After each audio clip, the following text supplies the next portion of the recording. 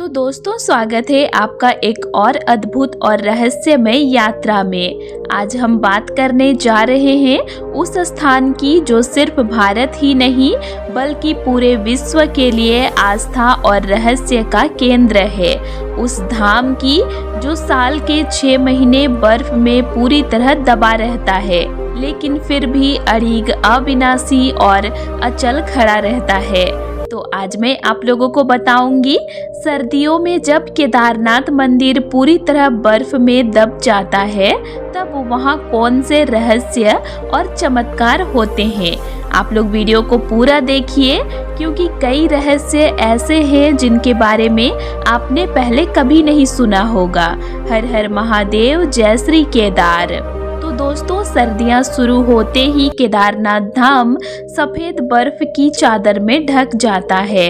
नवंबर से लेकर अप्रैल तक यहाँ कोई मानव नहीं आता। तापमान -15 डिग्री सेल्सियस से -25 डिग्री सेल्सियस तक गिर जाता है। तेज हवाएं 70 से 80 किलोमीटर पर आवर की रफ्तार से चलती है। बर्फ की मोटाई 10 से लेकर 20 फीट तक पहुंच जाती है। पूरी घाटी सफेद हो जाती है। यहाँ तक कि ट्रेक, इमारतें, दीवारें सब गायब हो जाता है। लेकिन इस सब के बीच केदारनाथ मंदिर अकेला खड़ा रहता है और यही पहली रहस्यमय बात है। दोस्तों, पूरी दुनिया में ऐसा कोई मंदिर नहीं है जो 20 फीट बर्फ सह ले, -25 डिग्री सेल्सियस तापमान को झेल ले और फिर भी बिल्कुल सुरक्षित खड़ा रहे। मंदिर की दीवारें इंटरलॉकिंग स्टोन से बनी है। इन पत्थरों में न सीमेंट लगा है और ना ही कोई गोंद। फिर भी ये 1000 प्लस साल से एक दूसरे से जुड़े हुए हैं। सर्दियों में बर्फ का दबाव इतना ज़्यादा होता है कि सामान्य इमारतें कुछ दिनों में टूट जाए, लेकिन मंदिर को कुछ नहीं होता है। तो ऐसे कैसे हो सकता है? तो चलिए जानते हैं। क्योंकि यह निर्माण तकनीक हिमालय के वातावरण के हिसाब से बनाई गई है। पत्थर सांस लेते हैं, फैलते और सिकुड़ते हैं। बर्फ और हवाओं का दबाव इन पर संतुलित रूप से बंट जाता है। यह एक प्राकृतिक इंजीनियरिंग चमत्कार है।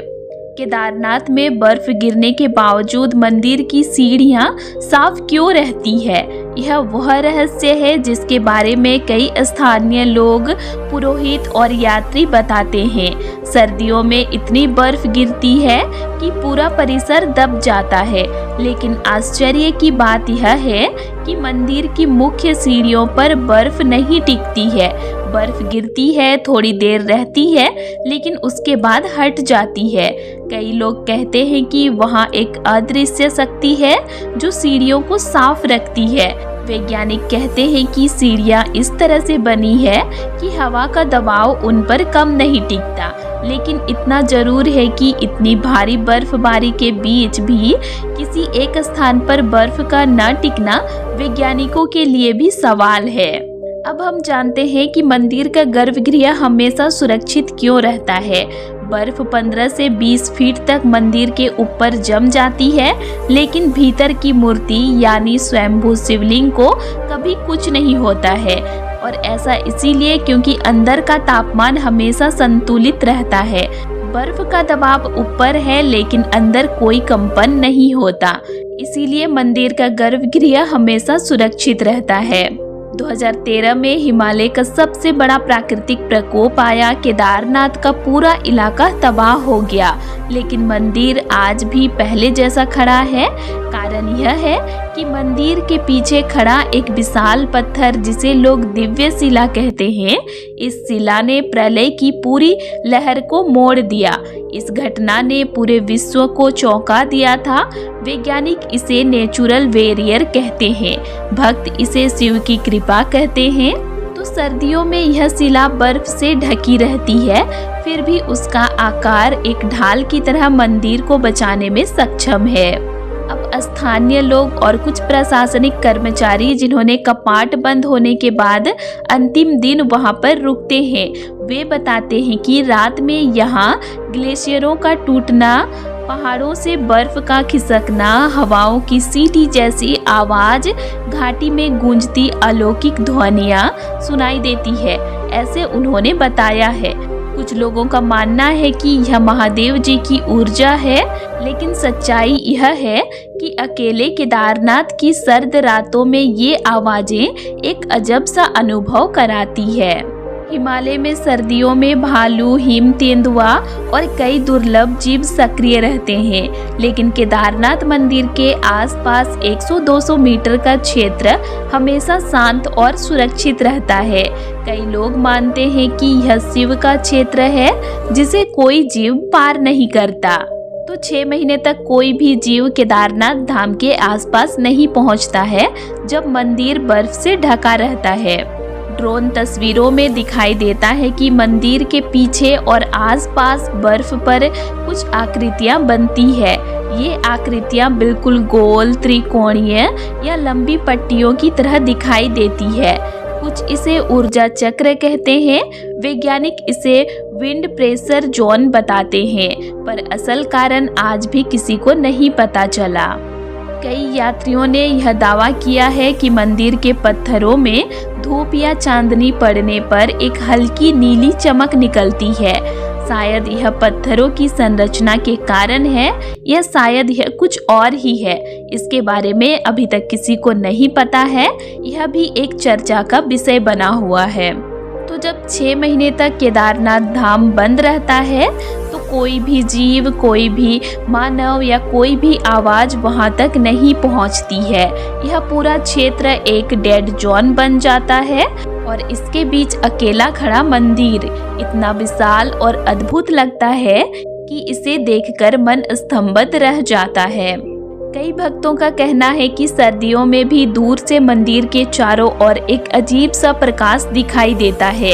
यह हो सकता है बर्फ का रिफ्लेक्शन या फिर मूनलाइट या कुछ और, लेकिन इसका अस्तित्व भी अभी तक किसी को नहीं पता चला है। कुछ शोधकर्ताओं ने बताया है कि मंदिर के आसपास एक विशेष चुंबकीय क्षेत्र मौजूद है। सर्दियों में भी यह क्षेत्र स्थिर रहता है, जिसके कारण बर्फ कई जगह समान नहीं गिरती। हवा अलग तरह से बहती है, वातावरण शांत और संतुलित रहता है। तो यह क्षेत्र भी कई रहस्यों का केंद्र है। तो दोस्तों, केदारनाथ धाम सिर्फ एक मंदिर नहीं है, यह त्रिकालदर्शी महादेव का निवास स्थान है, जहां विज्ञान भी रुक जाता है और आस्था अपने चरम पर पहुंच जाती है। सर्दियों में बर्फ के नीचे दबा यह धाम मानो स्वयं कह रहा हो, मैं यहाँ हूँ सदियों से और आने वाले युगों युगों तक यहीं पर रहूंगा।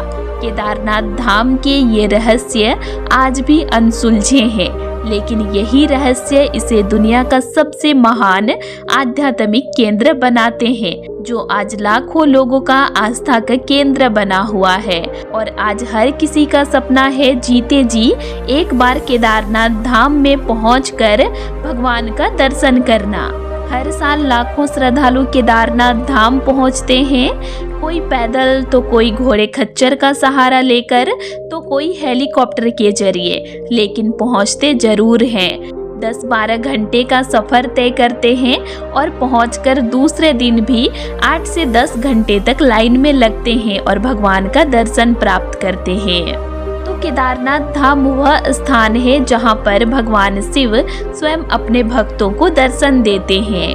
तो केदारनाथ सिर्फ मंदिर नहीं, यह चमत्कारों की भूमि है।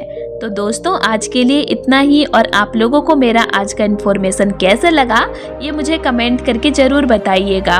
और वीडियो अच्छा लगा तो वीडियो को लाइक कीजिएगा और साथ ही चैनल को सब्सक्राइब भी ज़रूर कर लीजिएगा। और अगर आप लोगों को केदारनाथ धाम से रिलेटेड और भी वीडियोस देखने हैं तो मेरे चैनल में अपलोड है, आप उनको भी देख सकते हैं। तो चलिए फिर मिलते हैं एक नई वीडियो के साथ। Thanks for watching.